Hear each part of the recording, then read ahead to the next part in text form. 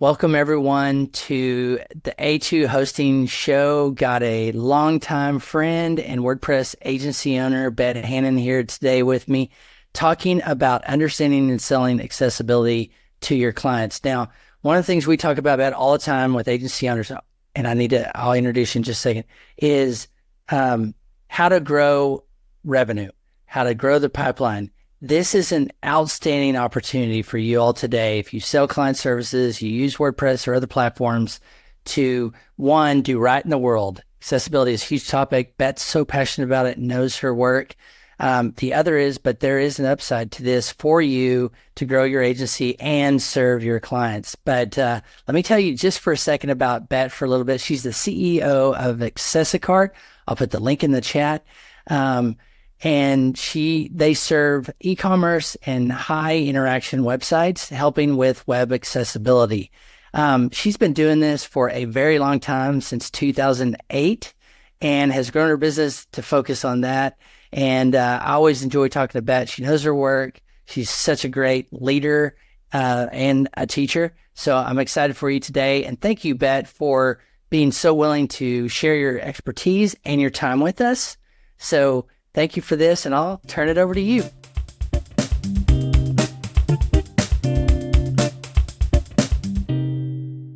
Yeah, no, thanks for having me. I love helping teach people about this stuff. I really do.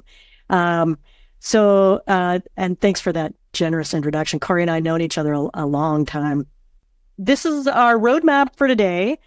In presentations like this, there's usually at least one person that's new to the whole topic of accessibility. So we want to start with just a quick overview about what accessibility is, then some tips and resources for getting started, which I think will help agencies begin to think about what they might start selling to clients.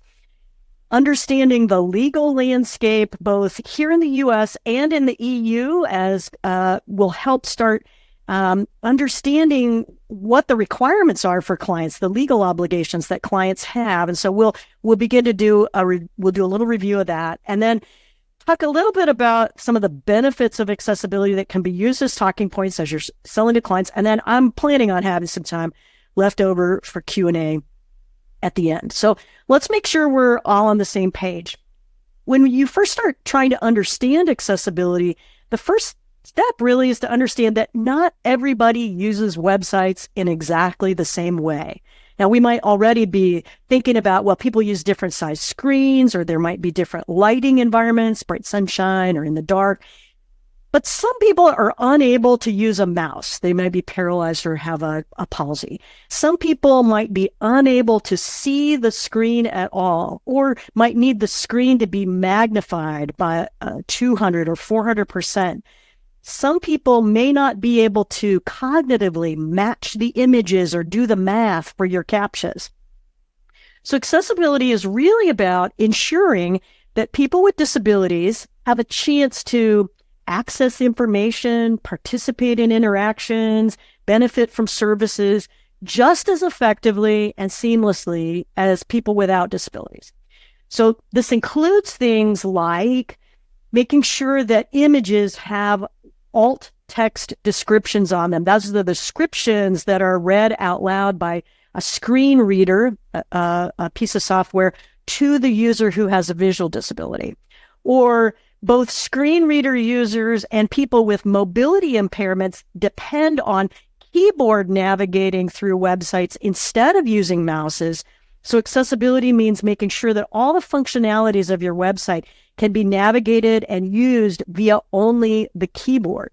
There are all kinds of disabilities that you might want to take into consideration as you're thinking about making websites more accessible. We commonly think about people who are blind or people who have mobility disabilities. For our visually impaired attendees today, I'm going to quickly read out this list, but I won't spend a lot of time on these. But if you have any questions about any of these particular disabilities and how they impact website interactions, but you can ask in the Q&A later. But we think about blindness, but also low vision, people who might need magnification, people who are colorblind. age-related vision changes is not just small text, having more difficulty with the small text, but the lens of your eye changes as it yellows with age, changes color perception. Mobility issues can be not just can't use a mouse, but don't have the steadiness to tap or click on a small target or a button. Reading disabilities, things like seizures, cognitive disabilities, sensory or focus issues, ADHD, even anxiety and depression if we create processes that are super long. And this isn't an exhaustive list. I'm just trying to give some examples to help you realize that disabilities that impact website usage can be quite varied, and they're not generally binary. Their severity or lack of severity can be quite varied person to person. And then also realize that a person can have more than one disability that might impact their site usage. Sometimes we think that the number of people with disabilities is a fairly small number, but all over the world, including the CDC in the United States, they estimate that about 20 to 25% of all adults have some sort of disability that requires an accommodation. Remember that a lot of these disabilities are going to be invisible to most other people, things like color blindness or seizure disorders. So it's not just a tiny number of people that we talk about accessibility affecting. It's actually quite a few. Also, these numbers go up as we age. The average age of population in most countries is going up. All of us are really one accident or illness away from a disability. If your client sites have a demographic of people over 50, they should absolutely be paying attention to accessibility in terms of making sure that site is easy for people to use. If you or your clients need a more monetary motivator, people in the U.S. with disabilities are estimated to represent more than $490 billion of disposable income. So if sites are not accessible, those site owners are leaving money on the table for more accessible competitors. So the place to go for the fullest information about implementing web accessibility is the WCAG, the Website Content Accessibility Guidelines. And that's where you're going to find the specific technical pieces to address for website accessibility. There are 3 levels of compliance, conformance. That's single A, double A, triple A. Double A is the most common focus of effort, and that is what is generally being legally required. So that's where you'd want to go to start learning about more of the implementations of accessibility. And the Ally Project, I have a link on the slide, allyproject.com/checklist is the place to look for a checklist. That's very handy for these guidelines. So when you're first starting to address accessibility, this is the best time to use automated tools for finding issues. Automated tools will only find about 30% of issues, but dealing with those first 30% of issues those are typically the easy to fix items, which makes them a great place to start. Now, I think that automated tools are going to get better with AI over time, but most experts believe that's not really anywhere in the near future. That is probably 8 to 10 years at least in the future. So one of the tools that I think folks who are new to accessibility find easiest to use is the wave.webaim tool. Many people also like the Axe tools in a browser inspector. Here's a pro tip though. If you go to that Wave tool, and it's the web page, and it has a field for putting in the URL of the website you want to test. Once you do that and get the results for that page, up in the browser address bar is a long URL that includes that test URL. You can copy that, send that to your client. They would see exactly what's on that slide there, the results of their thing. This can be a great way to get attention around those accessibility issues for the client. Just be sure that when you do this, you help the clients understand, and you understand, that 0 errors on the Wave tool does not mean there are no accessibility problems. So these automated tools, for instance, are great with things like color contrast, but they can't tell you anything about whether the site is keyboard navigable. And the important thing to know also is that it's going to flag issues. Some of those issues that get flagged are going to be false positives. So for instance, if you have a section of the website that has an image background, that tool will not be able to see the image background, and it'll tell you you have white font on a white background. And you can look at the front end and verify that that's a false positive. Just know that sometimes there are going to be false positives that are a part of these testing tools. So if you're getting started with accessibility for a WordPress website, the accessibility checker from Equalize Digital can be a great place to start. So this plugin is free in the plugin repository, the directory. It opens, it puts a section at the bottom of the page and post editor where you're getting, you can see in that screenshot, you get a grade and it highlights the issues that are on that page. The pro version of that plugin has a lot of nice features, including automatically scanning all the previous pages and posts without having to open each one separately, as well as some reporting. And again, it's important to note that this tool will help you primarily with automated checking content for accessibility issues. You'll still need to do a lot of checking other parts of the site manually. But if you're working with a really large site, or you have a lot of multiple content creators that you need to wrangle, this can be a really invaluable tool. So automated tools like the Wave Checker or the Accessibility Checker plugin can help you get a start, especially with these 4 relatively easy to fix issues. Alt text on images, heading tags that are properly or semantically nested. That means never skipping from an H2 to an H4. Color contrast at proper ratios, and link text that is not ambiguous. Notice that these are not super technical. Folks with a lot of without a lot of accessibility experience can generally begin to implement these fixes. Fixing just these 4 types of things on a site would make that site more accessible than 80% of the other sites on the internet. So really, this accounts for a lot of issues on a lot of sites.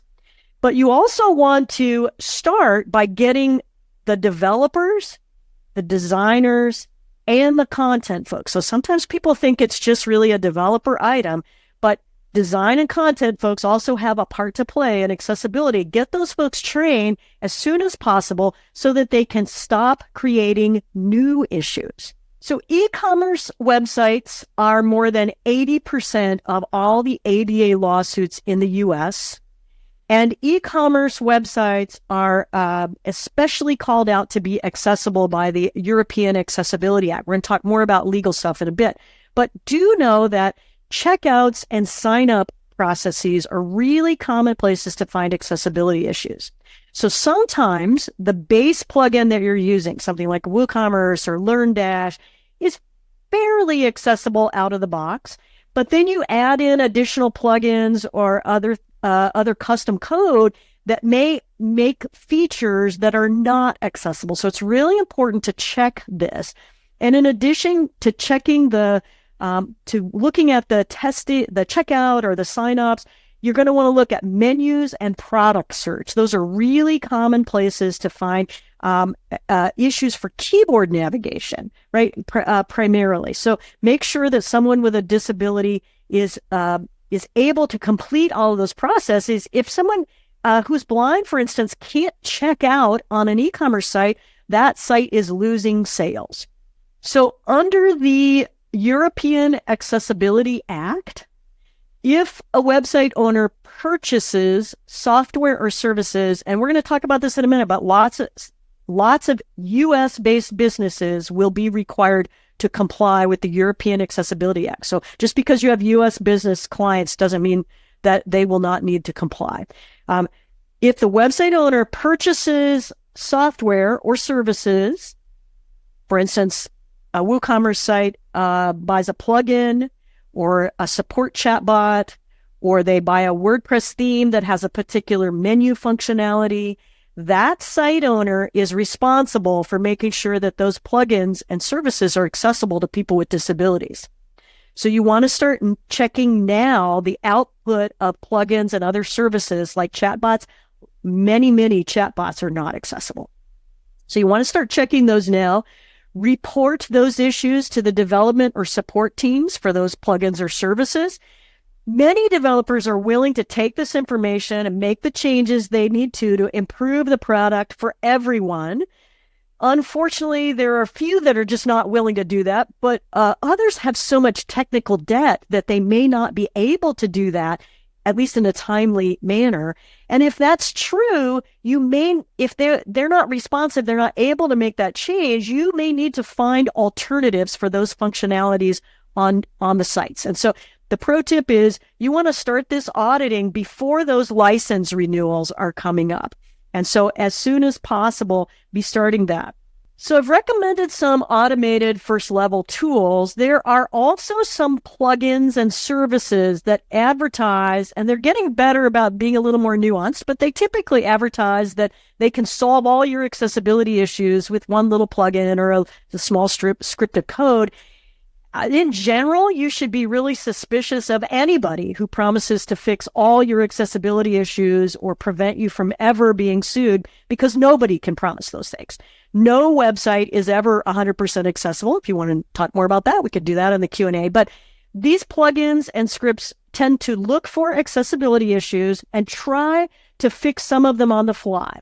Sometimes they make a little widget or some tools that are supposed to help improve accessibility for certain disabilities. These are called overlay plugins. Now, it's really important to know that because they're using those same automation tools that the testing automation is using, they can only find and fix about 30% of issues.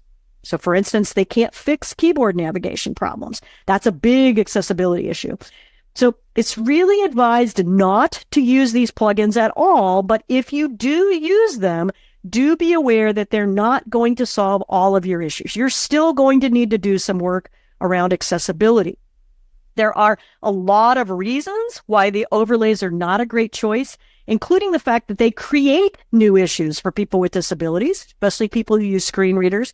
They may not be privacy compliant. We're seeing increasing evidence that the serial lawsuits in the U.S. that folks are targeting people using these overlays in their tech stack. So the best website or the best place to learn more about overlay plugins and how they work and why they might not be a great choice is overlayfactsheet.com. And the other important thing to know is that the EU Commission, the legislative body, has clearly stated that these overlays will not meet compliance without additional testing and remediation. So just be aware of overlays.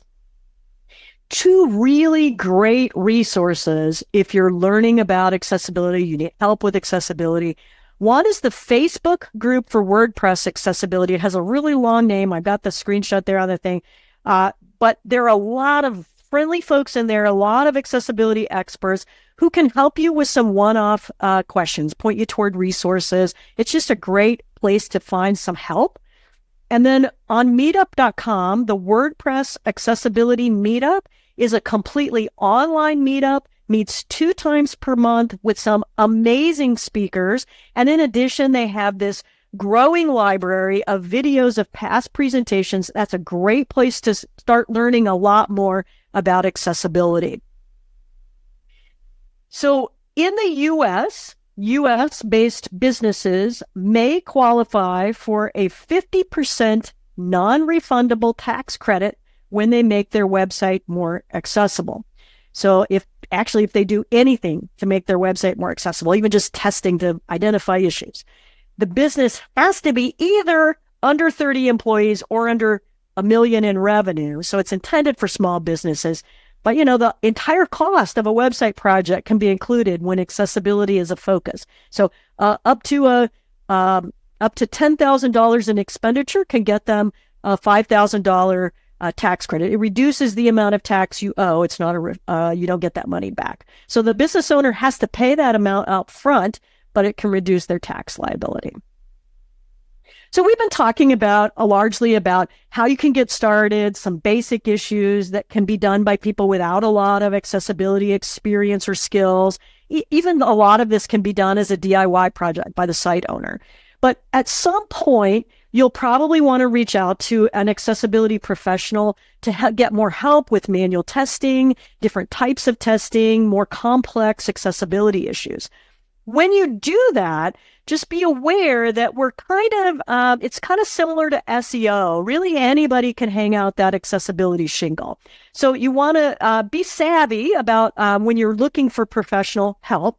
We do hear of instances, I've seen instances where someone will just do that automated testing and hand someone the report, and that's their audit of the website. So that automated testing that you could do yourself is what you're paying for. So be careful. Ask for whether the professionals will do manual testing and not just automated testing. You can get a sample of their report and look through it. Does it explain issues and help you figure out what to do, or does it just identify issues? You can ask for references to people, and there is a certification body, the International Association of Accessibility Professionals, IAAP, and you can check for whether they are a member or are certified as a professional. So as you're thinking about getting help with accessibility sites, and I think this can be a great way for agencies to leverage help. And we see this happen a lot, right? Agencies will do a basic level of SEO, and then if someone needs more complex or technical SEO, they bring in a specialist, right? So similarly, you can bring in accessibility professionals to augment your teams for upselling clients around accessibility. So as you're thinking about doing that, there are a number of ways that help can get structured, and you may want to think about doing this differently depending on the situation of the website that you're working on. How complex is it? What's the relationship with the client? Your own team and their skills, as well as any time deadlines. So traditionally, folks have an audit done. That's a testing plus a report. And it's usually more affordable to doing an audit of an entire website is often astronomically expensive. So it's usually more affordable if you're going to do this to do what's called a sampling audit. So you would identify 10 or 20 or 30 URLs that are representative of the whole website, the different templates, the different layouts, different functionalities, and then get a report based on those URLs and then extrapolate. But even then, this can be expensive. Our cheapest sampling audit is $9,000 for 10 URLs. So it's a snapshot in time, and often there's not from that audit an ongoing provision for consultation or retesting after you fix things. But an audit like this can be a helpful way to get a large overview of the issues on a particular site. So you can begin to make a strategic plan if it's a large site or if it's an enterprise client. Done for you remediations is when you hire the accessibility professionals to both identify and implement the remediations on the website. And this too can be very expensive. But it can also help you quickly get a site remediated. So sometimes when a website has been sued or there's a complaint, the site owner has a very time-limited short window to get a remediation, to get the site remediated to a certain level. And when that is the case, this may be the best option. Project-based consulting is when the accessibility professional comes alongside your existing web development team to identify issues and then consult about the fixes while the either in-house team or the agency partner is making the fixes. So our team does this a lot. It can take longer to get the site remediated when you do this, but one of the advantages is that the in-house team or the agency team really learns a lot more about accessibility as a part of that process, and then they can apply those skills to other projects going forward. And then finally, at Accessicart, we offer maintenance plans that's really just a smaller version of those project-based consulting, where we're identifying a small number of issues each month, doing some consulting around those. The in-house team is fixing those, or the agency team is fixing those, and providing a report. This is a great way for agencies to upsell accessibility services if they maybe don't have quite the skills yet to do that in-house, but they can get help to do that from our team. And those monthly reports that are a part of this piece can be a legal defense for sites in the U.S. or evidence of testing compliance in other places. And it's not the fastest way to get a site accessible for sure. It's not suitable if the site's under litigation. But if the client's on a budget, this can be a great place to begin working on accessibility over time and upsell those remediations as an agency owner or a freelancer. So let's recap. Website accessibility gives people with diverse abilities, disabled, not disabled, equal access, equal opportunity to consume and use web content. So you might notice that this definition is really more of a civil rights or human rights language. And the framework is really making sure that you're creating equal access, that you aren't excluding anyone. And that's a nice segue into looking at the legal landscape for accessibility. So first, just a little disclaimer that while we'll be talking about laws and legal matters today, I'm not an attorney. You should definitely seek out the advice of your own attorney or encourage your clients to do this if you have questions about legal compliance. So in the U.S., web accessibility tends to be driven by lawsuits that are filed under the Americans with Disabilities Act, or ADA. The numbers of these cases are rising year over year. Last year, there were more than 4,600 cases that made it to court. Last year, we estimate that 3 to 4 times as many cases were settled before they got to court. That 4,600 is only the ones that actually went to court. Many of these lawsuits are being filed by what we generously call serial plaintiffs. Sometimes they are more predatory lawsuits, is another way to describe them. One person with a disability, typically a person who's blind, and one attorney partner together and file dozens and dozens of lawsuits in a cookie cutter kind of fashion. And what they're really hoping is for a financial settlement to end the lawsuit rather than a judgment, since the ADA does not give monetary damages. So they're highly motivated to settle. They want to settle. They don't want it to be judged, have a judgment. And all that can feel pretty scammy to be targeted in that way, but it does not make those lawsuits any less real lawsuits that need to be addressed. Almost always these lawsuits, whether it's settled or there's a court finding, find that the site owner must make the website conform to WCAG 2.1 AA.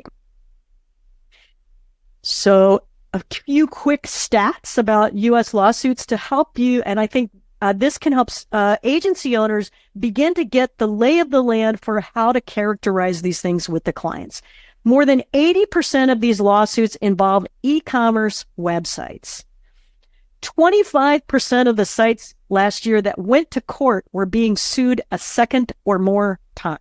So it's possible to be sued more than once.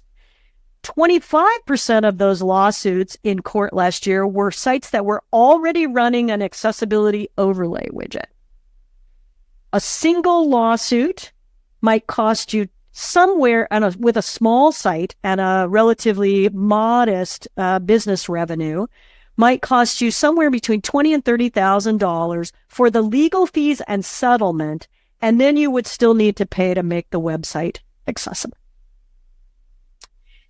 It's the European Accessibility Act that is going to bring some far, far-reaching changes for web accessibility all over the world. Here's a quick overview.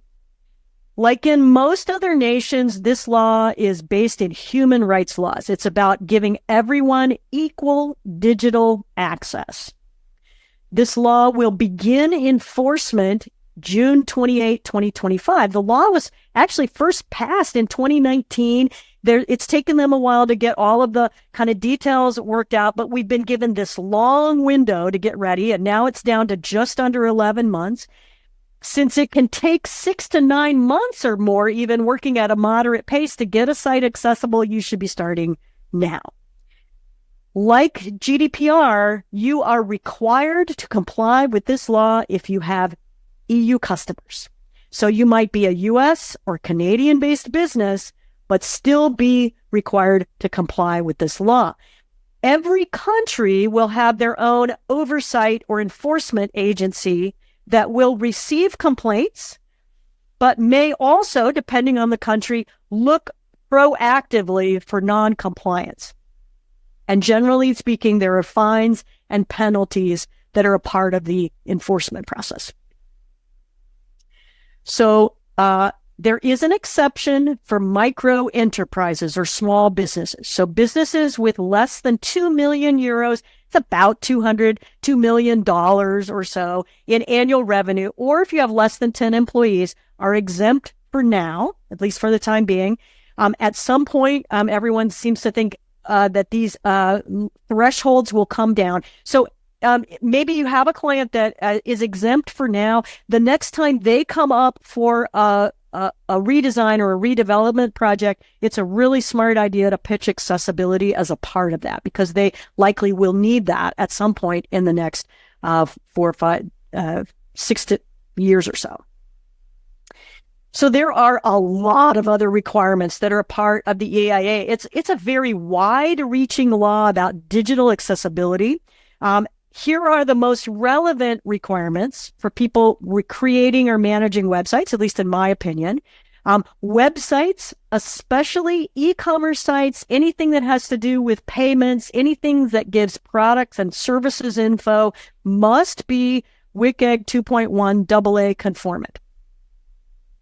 Products and services that have digital aspects, digital communications aspects to them, must be accessible. So, for example, if it's an LMS site, if it's a mobile phone, if the product, so like if the product is an air purifier standalone, probably doesn't need to be made accessible necessarily. But if it has a digital component where there's an app interface, that has to be accessible, right? So, and all of the support documents and everything around that has to then be accessible. Any documents like user manuals that you provide on the site, things that are PDFs, have to be accessible at those WCAG standards for PDFs.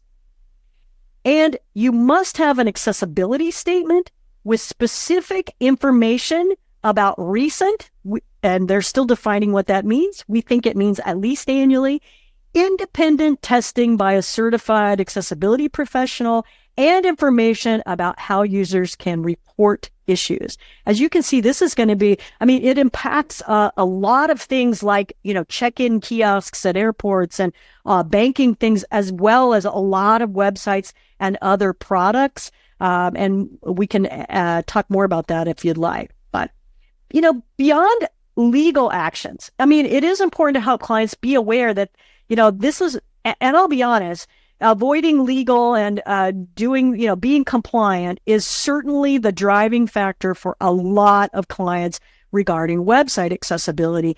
But helping the client understand that there is way more, in terms of just avoiding legal actions, can really help sell accessibility. And I'm hoping that this will help you get some ideas for framing accessibility more broadly than just the legal pieces for clients. So you would never build a brick and mortar storefront and then create barriers that would keep out 25% of people from getting inside. So as I said before, if you're preventing people from engaging on your site because of their disability and spending money with you, you're leaving money on the table. There are some great articles about some research for that, about how much making things accessible can increase your revenue. You can improve your SEO. So one of the most basic accessibility tests is adding alt text. That's what the screen reader reads out loud, but it's also what the Googlebots index. Screen readers and assistive devices need proper semantic markup, but Google uses all of that to help with SEO. And so when you are doing things that improve accessibility, you're also improving SEO. That's a win-win all around. You've no doubt seen curb cuts in sidewalks, and those are put into the sidewalks, of course, for people who use wheelchairs and mobility carts. And but also people who push kids in strollers or people who rollerblade are super happy for curb cuts. That improves their user experience of the sidewalk, right? And so when you make your website accessible, a lot of the little things that you're looking at, including things like color contrast and click-through and making sure that things are understandable, will help everyone have a better user experience on your website. And remember, sometimes people are coming not to the website, have not a disability so much as a contextual limitation. I'm trying to use your website while I'm on my phone with a wiggly baby and I'm using one hand, or I'm on my phone in bright sunlight. Accessible websites are easier for those people as well. And by the way, a lot of the technologies that were originally developed to assist people with disabilities have spilled over into mainstream to make all of our lives better. All of the AI assistants like Alexa and Google Home, all of that technology started 10 and 20 years ago to help people with disabilities. Accessibility can be an investment in your customers. It's usually a lot cheaper to keep current customers than it is to acquire new customers. Not always, but usually. And the likelihood of developing disabilities increases with age. And those difficulties can start small, finding it harder to read small print or see things in contrasting colors. Smart businesses want to keep their current customers, even as they might start to develop some disabilities, and make those websites accessible. That's an investment in retaining customers. And if your website is really just an online brochure, maybe that's not as much of a factor. But the more you have customer interactions on the website, paying for invoices, buying products, scheduling services, you'll want to make those functions as accessible as possible. You know, we all like to feel good about the brands that we associate with. So experts call this, people who are conscious about this, belief-driven buyers. So we want to buy from local shops that invest in the community, or we turn away from a brand when we discover they're using sweatshops. Dan Edelman is a researcher in this area. He estimates that nearly 2/3 of consumers around the world will either buy or boycott a brand solely because of its position on social issues. So making a business site accessible, not hesitating to make that known, broadcasting your values about inclusion, making a positive difference in the world for people, that can all be a significant investment in promoting your brand. And remember, that's not just attractive to people with disabilities. When I have a family member, a friend, a loved one who's affected by a disability, I pay attention to whether they are being excluded or included. I care about their human dignity, being able to live independently. When I have choices, I make, I choose to support companies that support the independence of my blind friend, for example. Consider also the flip side. Getting publicity because your site is not accessible, because it excludes people with disabilities, would be a PR nightmare. And it's far better to come out on the inclusive side of this. Here are a couple of suggestions that about selling accessibility. So if we acknowledge that generally speaking, the design of a website has a 3 to 5 years, 6, 7, maybe if you're lucky, before it starts looking dated. If you look at a website and there are theme-related accessibility issues or code-related things, if particularly with the menu, with skip links, skipping over the menu, skipping to the content, or the menu, things like that that are theme-related, and the website is more than halfway through its shelf life, then the rule of thumb is it will probably be more cost-effective for that site owner to bump their site redesign up a few years and include an accessibility focus than it will be to spend the money making that site accessible now, and then in a couple of years, do the big redesign project. Also, we've been talking about those simple and basic issues that a lot of folks without accessibility knowledge can do, but often those things create a huge pain point for the client. Think about a website where there are thousands of images to add alt text to, or hundreds of posts that need semantic headings fixed, or making sure the link text is never a mystery on that many pages, removing all those click here links. If all of those things, anybody who has basic WordPress skills can be trained to do those. I would sell those things to a client as a basic. Let's get the basic level accessibility things fixed on your website. Pick an X number of hours to do that. 10 hours. We'll do that for 5 hours, even 2 or 3 hours, right? And we're just going to fix this and keep reporting on what you're doing. I would start with the main level menu items if you're going to do this page by page, and then work your way down from the most visited pages, the most popular products, best-selling products. And then there are some tools. There's actually some WordPress plugins for generating AI drafts of alt text, but you need to be super careful. Definitely use human review for every single one of those alt text drafts. Don't just click AI and be done. They are horribly hallucinating sometimes. And then be careful, especially for product. Alt text is a little bit of a special case for you text. So you want to make sure as you're doing alt text, you're taking some special care with that too. So those are just a couple of ideas for selling accessibility as an agency. You all already may be coming up with some more. And if so, I'd love to hear what you're thinking about and learn a little bit more. As I want to point out, as I'm closing, that accessibility really is just the right thing to do. It's being a good human in the world. It's creating possibilities for people with disabilities to be able to function in the world. It's a great place to earn some karma, but it also makes good business sense too. Makes good business sense for site owners and for agencies. So I hope this has been helpful for you today, and I hope we still have some time for questions. You bet. Thanks so much, Bet. All of this, been talking to you about these subjects for a long time, but seeing how you broke all these out showed the need, the potential problems, and then how to approach clients with the excellent work. So I have some questions for you. And as I am asking Bet some of these questions she's answering, put those in the chat or the Q&A, and we'll try to get those to you with the time that comes. Bet, again, is sharing all this so openly. So thank you again for your time and sharing your expertise on this. Absolutely. First question is, what kind of service plan is most popular, the audit test, project-based, or Accessicart plans? And is that someone went to your website, looked all that, and curious about what are the... No, they were looking at that slide in terms of how people do.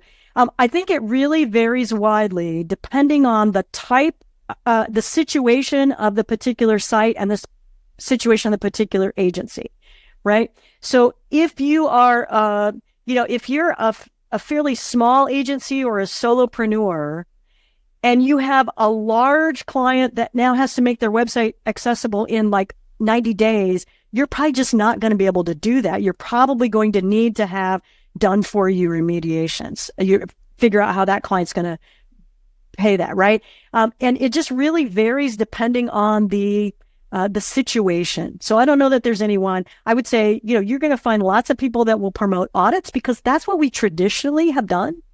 And I think as we're realizing, that European Accessibility Act that's going to require a certified accessibility professional to do those, there are only 5,000 people in the world who can do that, who have that credential, right? So we need a lot more people we need a lot more people to do the basic level stuff. And so that's what we've tried to do in a lot of our consulting and plans is really let us do what we do best. We can test and find the issues and tell you about them and then retest them. And then you're doing the billable labor of the thing. So I think it's some of it is emerging and some of it is just situation.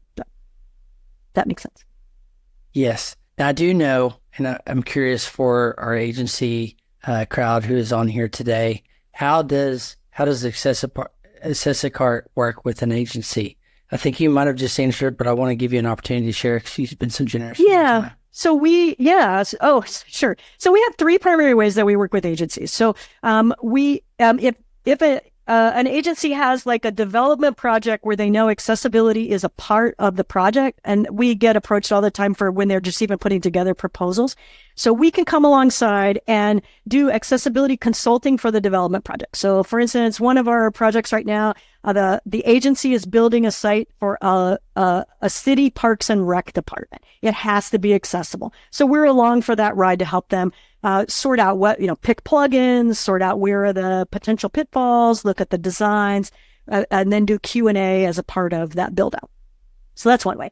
Another way is that when there's a remediation project, when a site needs to be accessible, we can come alongside, we can do the testing, find the issues, queue them up. What are the most important ones? Let's fix the ones that might get you sued a second or third time first, right? And get those pushed out, and then retest, validate that it's done. It's not uncommon for, the fix to be implemented and we say, oh, you did fix this part, but now you've made 2 more problems, right? So let's figure out that. So we can do that sort of consulting in terms of managing a remediation project alongside the agency owner. And in both those cases, those agencies are getting the upselled either labor or project fees for those clients. And then our plans are really intended to be sort of like, we'll come alongside, we're going to identify what we saw again and again was people got overwhelmed, right? People got overwhelmed. So identify a few issues each month. We're providing unlimited consulting to the team, point you toward resources, help you figure out what's the strategy. Here's we have to replace the plugin, and you say, well, did this do it? No. And so we can go back and forth a lot. And there's a kind of an interactive, an issue tracking dashboard that we use for that as well. And so we provide those reports then to the client. That can be the legal defense. So, yeah. But mostly our team just loves coming alongside agencies and devs and helping people learn more. I mean, that's yeah, absolutely. Seeing you work, and that's awesome. Thank you for sharing. Yeah. Are there any WordPress themes that particularly, or tools that make designing for accessibility easier?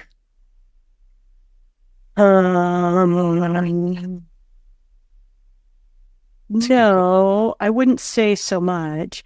I think there are tools in a lot of the design tools. So in Figma or Adobe creative stuff, you can activate plugins there that will help you with the design end of those things. I wouldn't say that so much.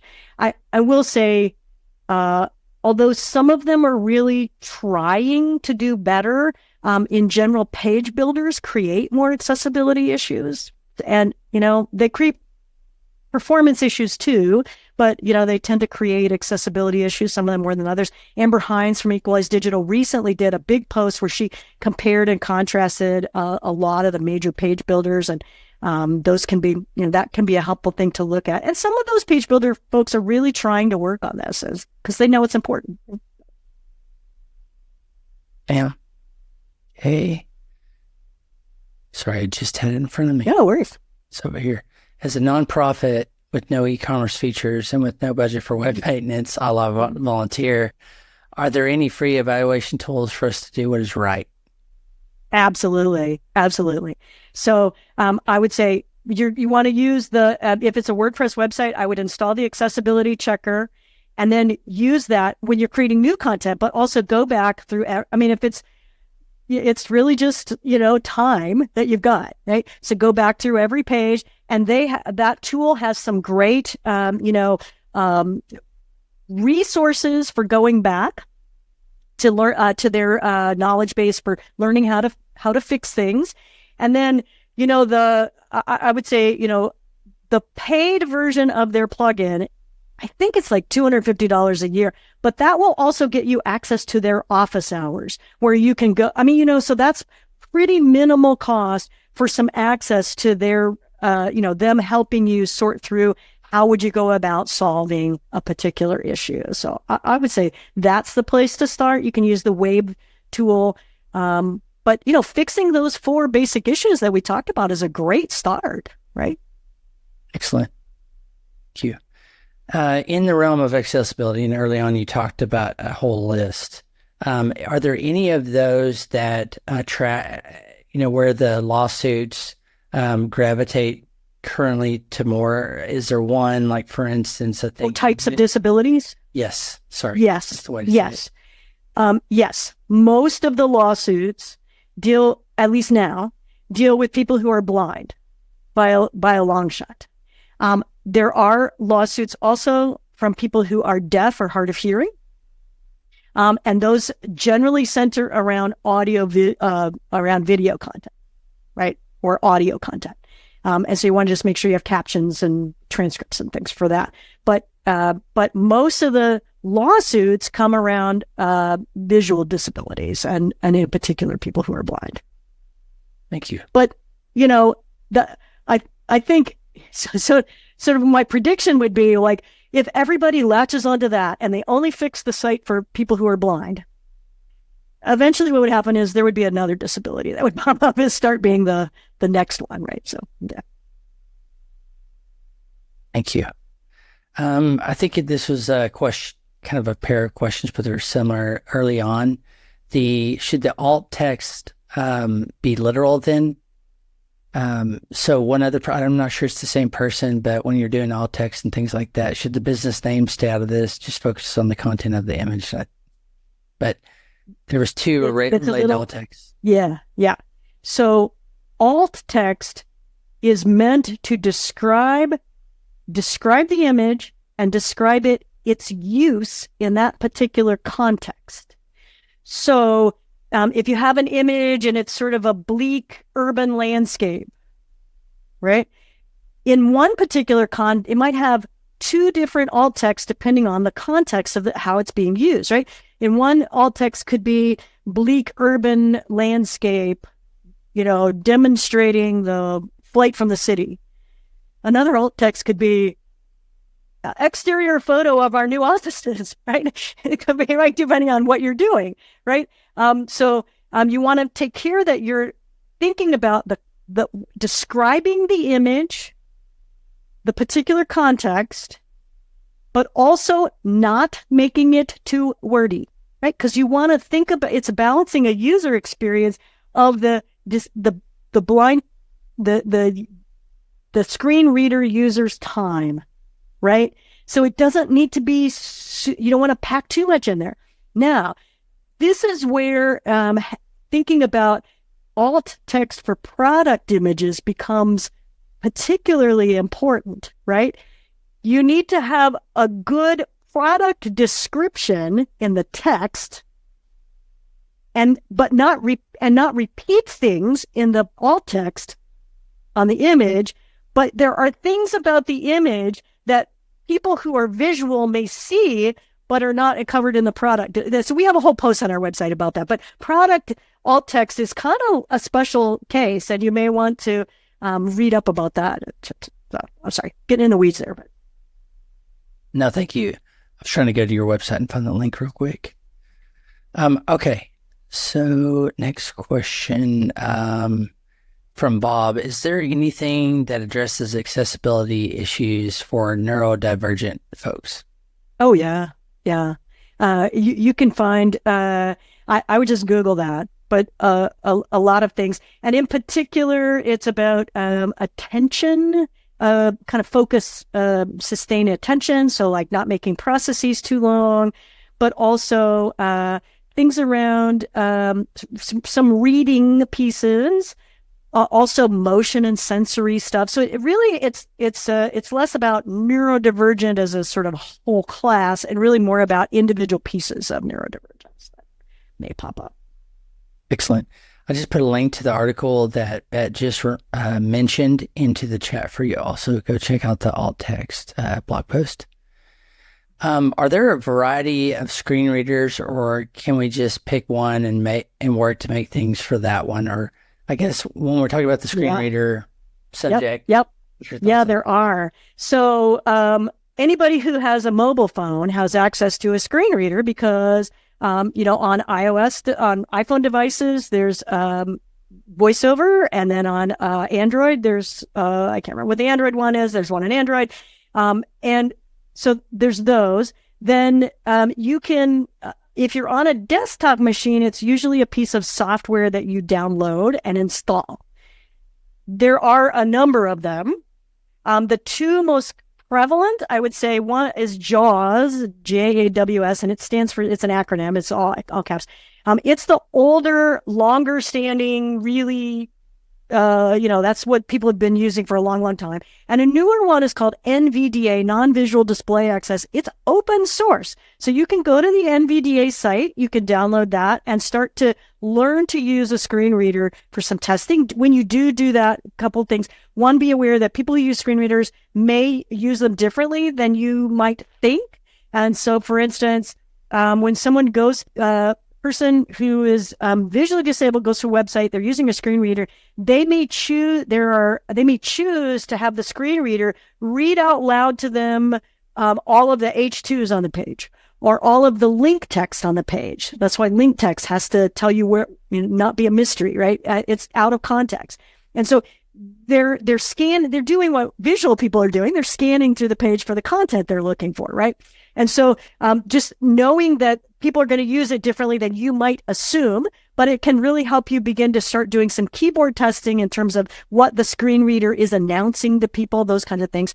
Those two, JAWS and NVDA, we send our people off to do screen reader training with the vendor recommended by the Oregon Commission for the Blind. And he tells me, oh yeah, JAWS is kind of like the luxury Lexus. NVDA is kind of like your 10-year-old Honda. It's kind of bumpy, right? It's kind of there's a kind of qualitative difference in them. The question was, do you need to do all of them? I would say if you start doing even one, you're doing amazing things, right? Just start. But eventually, you probably will want to figure out using more than one as you're testing things out. But I would say that's a goal further down the playing field. Then just start. Thank you. What is the EAA deadline for sites to be accessibility compliant again? June 28, 2025. Thank you, ma'am. Now we anticipate that there will be there are a lot of sites that are not going to make that. But the question is and kind of like GDPR, there are probably going to be some folks that get,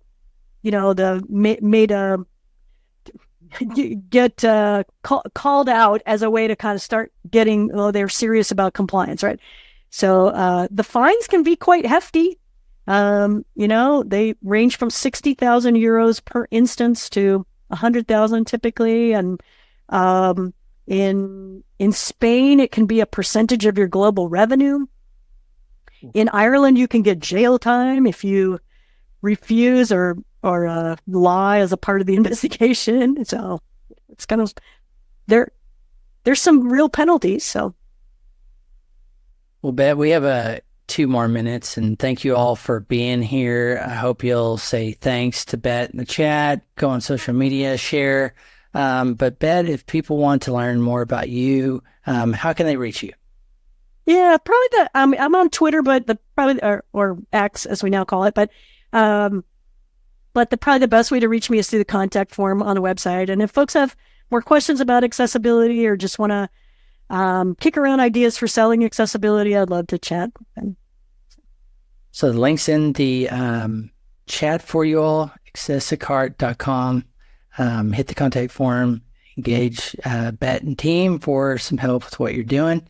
But Bet, everybody's saying thank you.